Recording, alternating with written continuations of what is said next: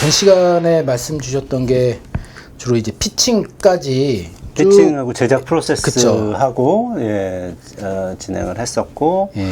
이제 뭐 작가실 그리고 제작 프로세스 그리고 피칭해서 이제 시즌으로 넘어가는 그쵸. 거 몇 예. 작품이나 넘어가나 예. 뭐 이런 것들 그러니까 400작품에서 사실은 그쵸. 한 작품씩이 살아남는데 그것도 한 작품 살아나는 3년에 한 작품 정도씩 이제 또 시즌 4, 5까지 가는 거는 예. 또 그 중에서도 또 한 편 그쵸, 정도니까 예. 그때- 아주 서바이벌 예. 게임이죠, 서바이벌 게임. 그쵸. 그때 그래서 각 기간별로 5월 달에 예, 여름 6, 7, 8월에 그쵸. 이제 예, 피칭하고 그다음에 9, 10, 11 이제 각 방송국당 400여 편 피칭 받은 것 중에서 한 80편 내지 60편에서 80편 정도예요. 지난번에 80편이라고 말씀드렸는데 요즘 더 줄어서 60편 정도도 하는 경우들이 있어서 60편에서 80편 정도 대본 예. 모두 받고 그다음에 LA 스크리닝도 설명을 해주셨었고 네, 의미를. 맞습니다. 예. 그다음에 그 라이터스 길드라 그랬나요? 그때 그 같이 하면 저희 그 피칭을 같이 WGA, WGA. 예, 미국 작가 예. 조합. 작가 조합 네. 하고 같이 했으면 좋겠다라고. 네. 예. 좀 타겟을 삼아서 네. 할 수 있게. 그래서 사실은 imdb.com이나 이런 곳을 보면은 크레딧들이 거의 이제 정확하게 나와 있거든요. 네. 그 작품을 들어가면 그 작품에 어떤 작가들이 일했는지 네. 쭉 나오고 지난번에 말씀드렸듯이 그 작가 계급에 대해서 설명을 좀 드렸잖아요. EP, 코-EP, 슈퍼바이징 프로듀서, 프로듀서, 코프로듀서, 이그젝티브 스토리 에디터, 스토리 에디터, 그리고 스텝 라이터. 이 계급으로 보실 수가 있어요. 이제는 그렇죠. 그걸 아셨으니까 작가 옆에 이제 그 작품 들어가면 작가들이 쭉 리스트가 있는데 그 작가 옆에 어떤 크레딧인지 네. 옆에 또 나와 있어서 아 이분이 좀 높은 계급이시구나 이분이 조금 낮은 계급이시구나를 이제는 판단하실 수 있는 거죠. 그냥 이거 작가래 라고 끝나는 게 아니라 그쵸. 10년 전에 제가 이제 사람 많은 분들이 이제 오해하셨던 분들이 집단 창작이니까 네. 8명에서 10명 정도의 이제 작가들이 집단 창작을 하는데 미국은 네. 그럼에도 불구하고 한국에서는 한 작가가 이제 다 쓰는 시스템이다 보니까 어떤 작품의 작가래라는 것 자체가 뉴스거리가 됐던 그렇죠. 거예요. 그렇죠. 네, 그래서 그때 이제 뭐 이름을 지금 밝힐 수는 없지만 어떤 유명한 작품의 작가가 굉장히 각광을 받았던 적이 있었습니다. 네. 거기에 참여했었다라는 작가. 예, 네. 이유 하나로. 그렇습니다. 예, 근데 높은 레벨의 작가가 아님에도 불구하고 왠지 이 작품을 다 쓴 것 같은 느낌. 그분이 얘기한 적은 없어요. 그런데 기사상 네. 아니나 다를까 최근에 지난주에 그 기사를 보니까 네. 제가 말씀드렸던 기사가 났더라고요. 그러니까 CBS에서 방송 예정이라는 기사가 역시나 났더라고요. 네, 그 과정들을 모르시니까 지금 CBS 스튜디오랑 계약을 한 건데, 네. 근데 CBS 방송국에 방송되는 양 타이틀을 일단 잡으셨고, 그 이제 기사 내용을 보니까 이제 약간 이제 정확도가 이제 그쵸. CBS 네. 스튜디오랑 계약을 했다. 그래서 방송국에서 할지 안 할지는 그거는 아무도 그쵸. 모르는 거죠. 그렇죠. 네, 그걸 항상 나눠서 생각을 하셔야 되는데 아직도 이제 그런 부분들 그러면은 있어요. 네. CBS 스튜디오랑 계약을 했다. 방송사에다가는 아직 피칭을 하기 전이라는 그렇죠, 얘기죠. 그렇죠. 피칭 시즌이 아니잖아요. 그러면은 이제 그 CBS를 대상으로 한다면은 네. CBS 스튜디오니까 네네. 그러면은 이제 400대 1을 뚫고 지나가야 되는. 그렇죠. 예. 네. 근데 조금 400대 8 정도 되겠구나. 네. 예. 그런데 조금 더 어쨌든 CBS 방송국이 모체니까 예. 아무래도 조금 더 어드밴티지가 좀 있죠. 예. 왜냐하면 이미 계약되어 있는 작가나 네. CBS 스튜디오랑 그리고 CBS 스튜디오에 어느 정도 그때도 말씀드렸죠. 이제 팔이 안으로 굽는다고 좀 더 어드밴티지를 주는 거예요. 그렇기 때문에 말씀드렸듯이 외부 스튜디오들이나 그냥 스튜디오 없이 들어간 사람들이 그 파일럿 대본 자체에 오더 받는 것도 쉽지 않다라는 거죠. 그러다 보니까 이제 그런 기사들이 나는 이유는 한 가지는 지금 말씀드렸던 것처럼 그냥 이제 좀 더 사람들한테 어떤 홍보 효과 그런 걸 통해서 좀 다른 데서도 그 일반인들이 알게 함으로써 이게 좀 관심도를 높여서 선택할 때 파일럿 제작 선택을 할 때 조금 더 긍정적인 부분을 차지하기 위해서 그런 기사들이 초기에 나는 경우들이 많은 거죠. 근데 이제 CBS는 CBS 스튜디오, ABC는 ABC 시그네처, 여기에 있는 작품들이 이제 우선권이 있는 거예요, 사실은. 그러다 보니까 그 경쟁을 뚫기가 쉽지 않은 거죠. 그리고 방송국에서는 포트폴리오라고 보는 거죠. 어떻게 투자할 때 포트폴리오 하듯이 이제 안전하게 우리 스튜디오가 하는 것들 이제 몇 퍼센트 정도 대략 뭐 30%라고 치면 네. 그다음에 외부 스튜디오에 있는 거 뭐 한 30% 그리고 전혀 다른 좀 모험적인 거 그러니까 얘네는 처음 피칭하는데 아이디어도 좋고 괜찮은 것 같아.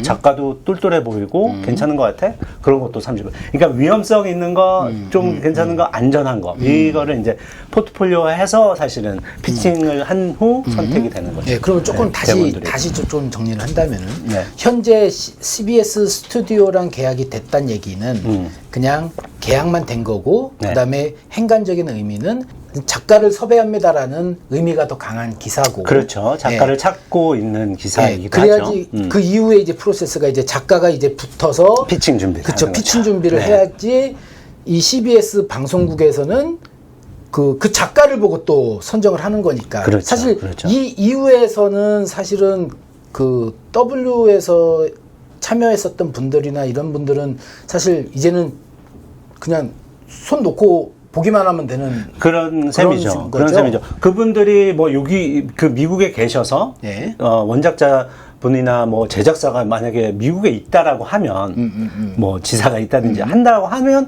뭐 그분들이 아시는 작가들이 있어서 그 작가들을 추천을 할 수는 있겠죠. 네. 근데 그렇지 않은 이상은 사실은 할 수 있는 게 없죠. 미국 사정을 모르는 상황에서는. 그리고 또 CBS 스튜디오도 마찬가지로 또 이제 가장 안정적이고 이미 투자를 한, 왜냐면 계약 작가들이 있어요. 예. 그러니까 그 First Look 옵션이라는 계약을 한 작가들이 있고, 네. First Look 옵션이라고 하면 이제 그분들이 처음으로 이렇게 보여줄 수 있는 거죠. 그분들이 개발한, 작가님이 개발한 작품을 그 스튜디오에 처음 보여주고, 그 다음에 이 CBS 스튜디오에서 싫다라고 하면 다른 스튜디오나 딴 데에 이제 갈 수가 있는 거예요. 그래서 그런 작가들도 있고, 네. 그리고 익스클루시브 딜이 있는 작가님들이 있어요. 그런 작가님들은 이제 아주 레벨이 높은 작가님들. 그러니까 굿닥터의 데이비 쇼 작가님 같은 경우는 소니랑 이제 독점적인 그 딜을 하신 거죠.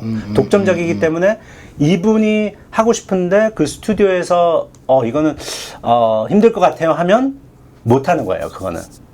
딴 데 못 가는 거죠. 독점적이기 때문에. 그 대신, 이 작가님이 하는데, 좋아요. 그럼 무조건 이제 그 스튜디오랑 하는 거죠. 네. 그래서 독점적인 딜이 있고, 그렇게 펄스 룩이 있고, 이런 딜들이 있는 작가가 우선이죠. CBS 스튜디오에서. 그러니까 W 같은 경우에 이제 작가들 그 찾는 데 있어서 1차적으로는 일단 CBS 스튜디오와 계약된 작가를 우선적으로 서치를 하고, 그 다음에 이제 외부의 작가를 찾아보는 거죠. 근데 또 외부의 작가들도 이것도 이제 약간 복잡해지는데 다른 스튜디오에 딜이 있는 작가가 있을 수 있잖아요. 근데 그 작가 너무 이거를 하고 싶다 라고 하면 그 스튜디오 간에 만약에 딜이 성사된다 그러면 공동 제작이 될 수도 있는 거고요. 예를 들어서 CBS 스튜디오가 이제 이건 지금 예를 드는 겁니다. 네. W를 놓고 본다고 하면 W에서 CBS 스튜디오에 있는 계약돼 있는 작가를 찾아봤는데 마땅한 작가가 없어.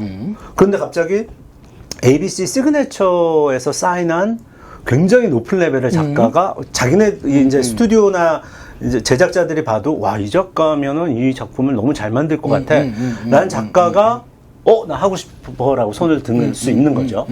그러면 만약에 ABC 시그네처와 독점적인 계약이 됐다 그러면 이분은 못 가는 거잖아요. 그쵸. 딴 작품이니까. 그쵸. 근데 예를 들어서 작가 쪽에서도 너무 하고 싶고 이쪽에서도 이 작가가 너무 탐이 나면 이제 ABC 시그네처에 그럼 우리랑 공동 제작을 하시는 건 어떨까요? 라고 해서 그게 만약에 성사가 되면 이제 두 스튜디오가 공동 제작으로 이제 들어가게 되는 거죠. 되게 그런 케이스가 많이 벌어지나요? 그럼요. 되게 그럼요. 한국에서는 좀 왜냐면은 물론 한국도 이제 작가가 되게 중요하고 작가가 메인이 있지만은 네네. 그 다른 회사의 전속인 작가가 그거 제가 하겠습니다라고 하는 것도 사실 좀 그렇게 흔치 않은 일이긴 한데 네.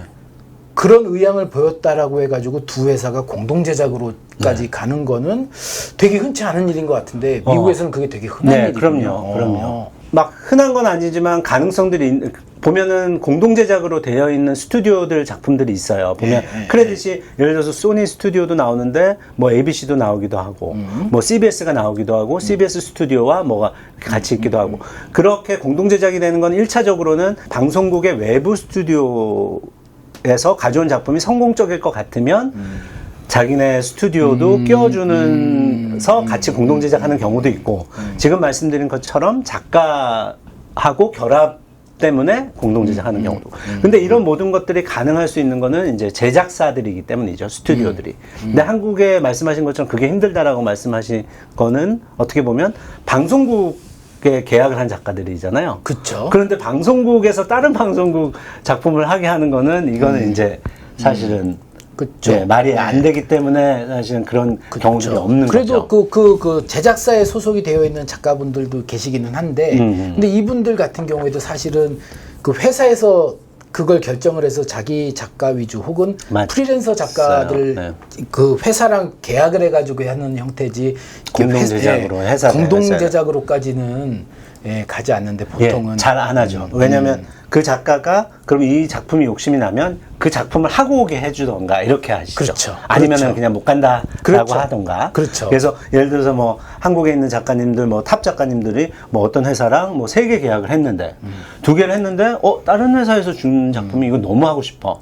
그러면 이제 양해를 구하고 제가 한 작품 하고 올게요. 어쨌든 한 작품 남았는데 이 작품 같이는 못 하실 테니까 한 작품을 하고 올게요. 왜냐면 그 제작사도 그게 차라리 낫지. 공동 제작하면 수익을 나눠야 되는 거잖아요. 그렇죠. 그러니까 이제 그렇게 되는 경우들이 많은 거죠. 그래서 한 작품씩 이렇게 하고 뭐 미국은 이제 스튜디오 대 스튜디오인데 이제 어쨌든 파이가 크다 보니까 이게 될 작품으로 만들기 위해서는 파이를 키워서 나눠 갖는 게 사실은 더 가능성이 있다라고 생각이 들어서 하는 것이고요.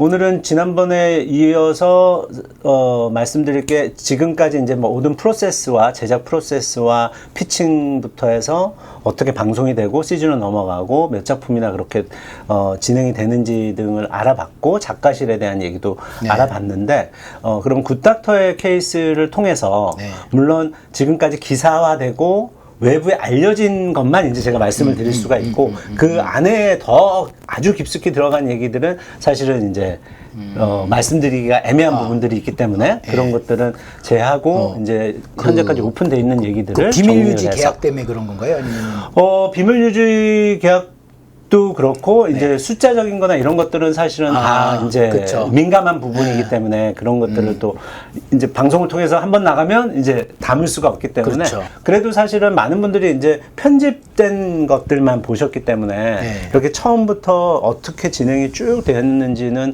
한 번도 얘기를 들어보신 적이 없을 것 같아요. 그렇죠. 시간적인 제약도 있고, 다음 이제 제가 뭐 그 행사나 아니면 제가 그 특강이나 이런 걸 통해서 말씀드렸던 것들은 아주 부분적인 것들만 말씀드렸기 때문에 아마 이 굿닥터 프로세스를 쭉 한번 들어보시면 지금까지 말씀드렸던 거와 접목해서 좀 더 머릿속에 잘 들어가시지 않을까요? 그리고 이제 그쵸. 그 미국 진출하고 싶으신 분들은 어떻게 보면 처음으로 돌아간다 그러면 제가 처음 그 여러분들의 자리에 있는 것부터 얘기가 진행이 될 테니까 조금 더 도움이 되지 않을까 싶습니다. 네, 알겠습니다. 그래서 굿닥터가 2013년에 방송이 됐어요. 한국에서. 그렇죠. 그리고 2013년 11월로 기억을 하는데 그 11월, 10월 였던 것 같은데요. 그 10월이었나 11월이었나 정확하게 다른 모르겠지만 그때 이제 처음으로 K-스토리 인 아메리카가 열리게 됩니다. 그렇죠. 저희 코카에서 했었던 맞습니다. 행사였죠. 훈진에서 행사를 이제 여기 코카 아메리카에서 그쵸? 코카 US에서 해서 행사를 직접 진행을 했었죠. 그래서 처음으로 이제 그때 작품들이 쭉 가지고 왔는데 그 중에서 가장 빛난 작품이 굿닥터였었어요. 그렇죠. 네, 그 이후로는 이제 컨텐츠로서 사실은 그 자폐증을 가진 주인공이라는 거는 드라마에서는 한 번도 없었었던 거죠. 한국에서도 없었고, 그쵸. 그때 이제 처음 나왔던 거고. 그쵸. 사실 배우 입장에서도 그렇게 썩 그렇게 호감 가는 캐릭터는 아니었을 것 같아요. 사실은 배우 입장에서는 어떻게 보면 이제 자기와 다른 거를 연기를 하기 때문에 그 연기를 통해서 뭔가 자기의 연기력을 한번 더 돋보일 수 있는 부분이 있기 때문에 사실은 또 어떻게 보면 도전적인 거라서 또 욕심을 낼 수도 있을 것 같긴 하지만 지금 말씀하신 것처럼 그런 우려는 있죠. 왜냐하면 한 번도 그렇게 나온 적이 없는데. 그렇죠. 그것도 이미지가 또 굳어질 수도 있으니까. 그렇습니다. 그래서 그때 그 주연 배우가 주원 씨였잖아요. 맞습니다. 주연 배우였습니다. 너무 잘했죠. 그래서 이 드라마를 이제 오면서 이게 K-스토리 인 아메리카에 온다라는 걸 알고 그때 당시에 이제 또 KBS 유건식 그때 당시에는 차장님이셨죠. 그래서 차장님이 그 프로젝트를 가지고 피칭을 하셨어요. 아, 유건식 차장님이 피칭 직접 하신 거예요? 네, 직접 하셨습니다. 그래서 그때 또 저희들이 이제 미국 작가조합에서 그 2P급 작가님 한 분에게 이 피칭을 컨설팅을 먼저 받았어요. 피칭 자체를 하기 전에. 그래서 직접 그분한테 피칭을 한 거죠. 테스트로. 이분이 스튜디오다. 이분이 방송국이다 생각하고 피칭을 한 번씩 하신 거죠. 그래서 그분이 이제 돌아가면서 이제 그 어떻게 보면 이거는 좀 줄이는 게 좋다 아니면 이 이야기는 뺐으면 좋겠다 넣었으면 좋겠다 이런 얘기를 해주신 거예요.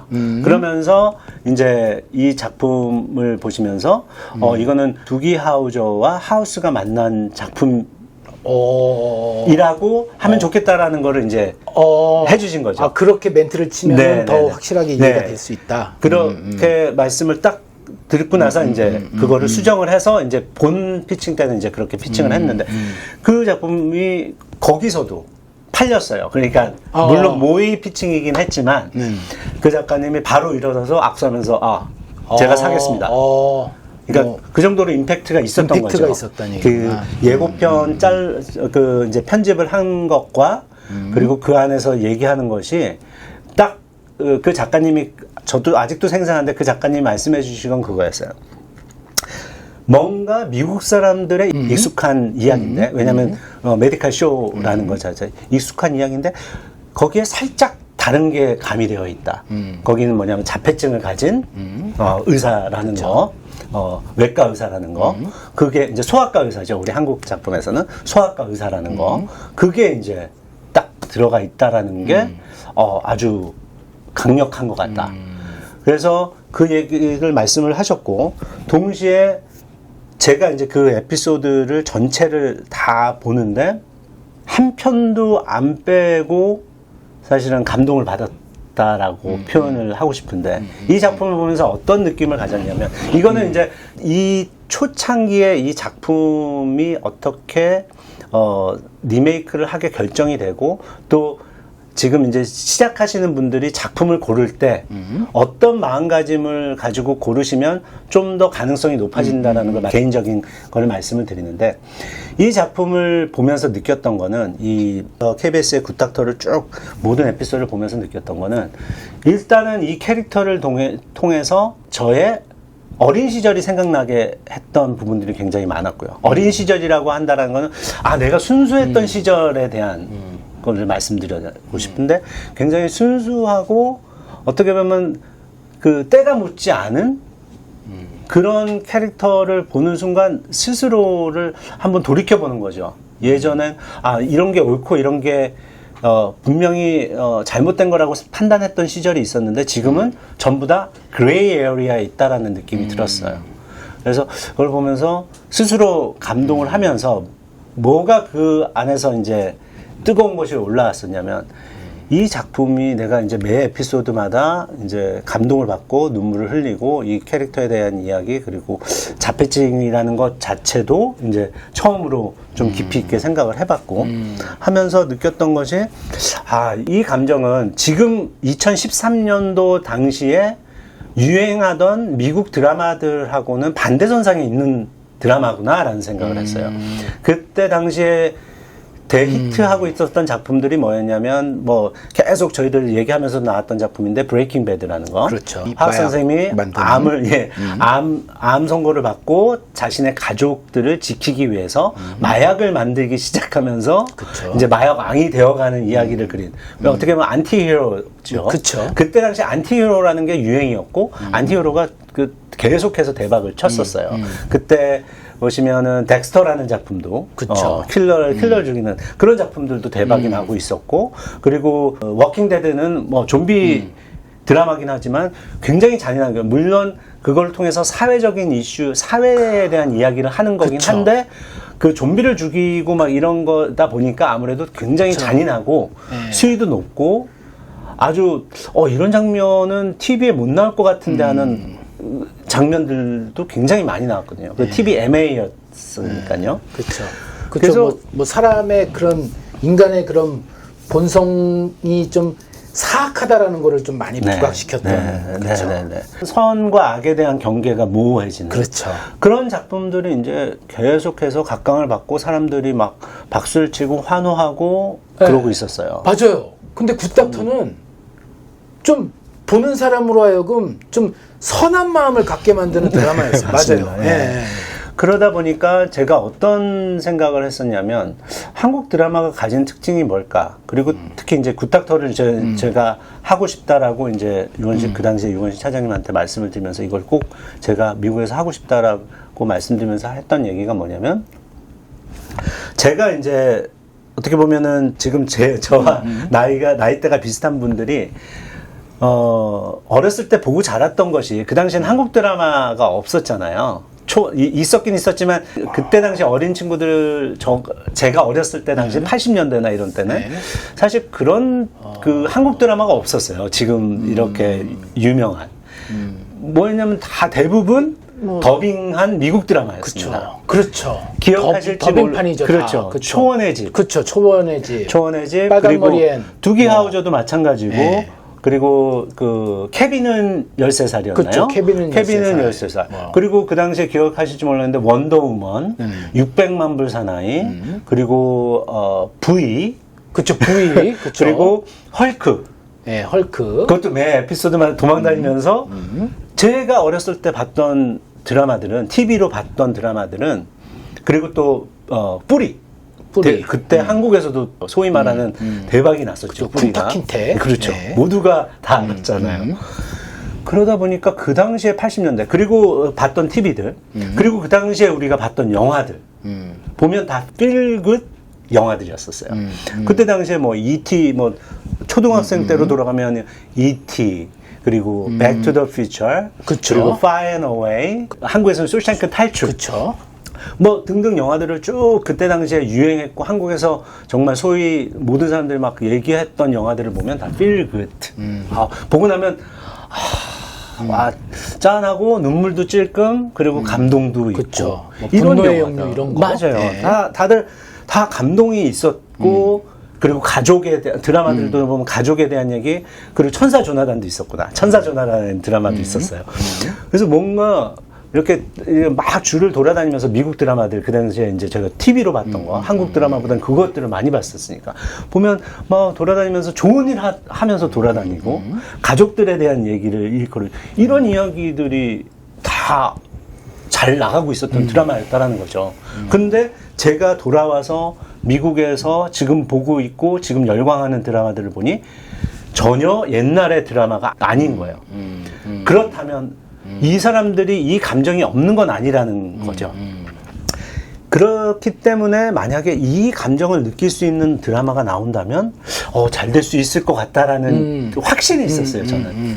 그리고 이게 만약에 만들어져서 나오면 분명히 전 세계에 있는 사람들이 인정을 해줄 수 있을 거라는 꿈을 계속 가지고 있었고 그 꿈은 사실은 꿈이 아니라 현실적으로 예전에 80년대 실제적으로 존재했던 드라마의 성향을 그렇게 벗어나지 않는 거기 때문에 충분히 가능성이 있다라고 생각을 했던 거예요. 그래서 그럼 이 시기에 이게 나온다면은 사실은 아마 한번 도전이 되겠다라고 해서 이제 이 저니가 시작된 거죠. 굿닥터 저니가. 그래서 저희들이 이제 말씀을 드리고 KBS에 이제 득해서 저희가 이제 쇼핑을 이제 시작하게 됐던 거죠.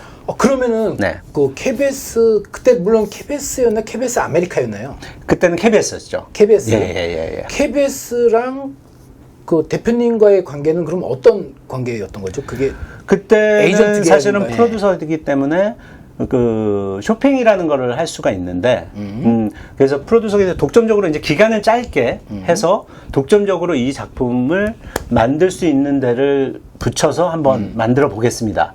라고 하는 거죠. 그렇게 되면 이제 그 당시에 저희들도 이제 에이전트 계약이 되어 있어서 WM이라는 에이전트가 있었고, 그래서 WM이가 이제 많은 작가들을 보유하고 있고, 그리고 이런 딜 메이킹을 하는데, 그리고 패키징 하는데 굉장히 선두에 있는 이제 그 자세히 이제 에이전트에 대해서 설명드릴 때 이제 자세히 설명드리겠지만, 그래서 이제 그런 모든 걸 할 수 있는 또 저희 에이전트도 있고 저희들도 자신이 있었고 한번 해보겠다라는 거를 가지고 있어서 저희들이 이제 KBS와 같이 한 거죠. 같이 진행을 했고, 그리고 이제 사람들을 만난 거예요. 그러니까 프로듀서들을 만난 거죠. 그러니까 그 당시에 이제 처음이기 때문에 뭔가 돌파구가 필요했었어요. 그러면은 저희들이 그냥 그 독립적인 프로듀서들이랑 일하는 것보다 어떤 그 스튜디오랑 계약이 돼 있는 회사랑 일하는 게 좀 더 수월하겠다라는 생각을 했어요. 그래서 그것도 동의를 하셨고, 그래서 만나고 싶어 하는 사람 굉장히 많았거든요. 그래서 다 만났는데, 그 중에 이제 선택된 곳이 그 당시에 ABC 스튜디오와 계약이 되어 있었던, 이제 뭐, 실명들은 다 뭐 이제 이미 뭐 기사나 이런 데도 나왔기 때문에 이렇게 린지 거프만이라는 프로듀서였었어요. 그래서 린지 거프만이라는 프로듀서가 그 당시에 ABC 스튜디오의 이제 제작사, 그때 당시에 제작사의 이제 기획 개발 담당이었던 거죠. 그분이 이제 피칭 때 와서 이 작품 너무 좋다 그래서 미팅을 했고, 그분도 2013년도 그 행사 때 네, 오셨었고. 맞습니다. 예. 그래서 매년 오세요, 그분. 네. 그 뒤로 계속 오시는 거예요. 그게 이제 첫 1회인 거죠. 그렇죠. 그래서 거기에 나오신 분들이 대부분 이게 이제 굿닥터가 1위였어요. 그 미팅 요청들이. 그래서 많이 다 만나봤는데, ABC 스튜디오와 이미 계약이 돼 있는 제작사의 기획개발 담당이 하고 싶어 하니, 여기랑 한번 해보는 게 가장 좋지 않을까요? 라고 해서 이제, 그러면 여기를 한번 해봅시다. 라고 해서 이제 일이 시작되는 찰나에 변화가 옵니다. 거기에서 이제 린지 거프만이 이제 회사를 옮기게 돼요. 그 회사가 바로 다니엘 데이킴 회사. 3AD라는 회사로 이직을 하게 됩니다. 3AD. 예. 지금 이제 그 다니엘 데이킴의 제작사죠. 예. 그 회사로 이직을 하면서, 근데 그 회사는 어디와 계약이 돼 있냐면 CBS 스튜디오와 계약이 돼 있는 회사였습니다. 그러니까 퍼스트 룩 딜이 있는 회사인 거죠. 그러니까 어떻게 보면 ABC 스튜디오인데 이제 CBS 스튜디오로 바뀐 거예요. 그런데 KBS에서 또 사실은 그걸 양해해 주신 거죠. 그리고 린지가 너무 하고 싶어 했고, 린지 고프만을 믿은 거군요. 민우고 그리고 이제 저희들 미팅을 또 했어요. 다니엘 데이킴도 이 작품 너무 좋아하고 하고 싶어 한다. 그래서 미팅을 실제적으로 했고, 다니엘 데이킴과 그리고 린지 거프만과 저와 이제 데이비 킴이라는 저 프로듀싱 파트너와 다 같이 미팅을 했는데, 열정적이고 하고 싶어하고 CBS 스튜디오랑 계약이 돼 있는 회사이기 때문에 자 한번 해볼만 하겠다라고 이제 KBS 이제 측에 말씀을 드렸고, 그러면 일단 스튜디오와 계약이 있는 거니까 한번 해보시죠. 라고 해서 이제 2014년에 이제 이 회사와 일을 시작하게 된 거고요.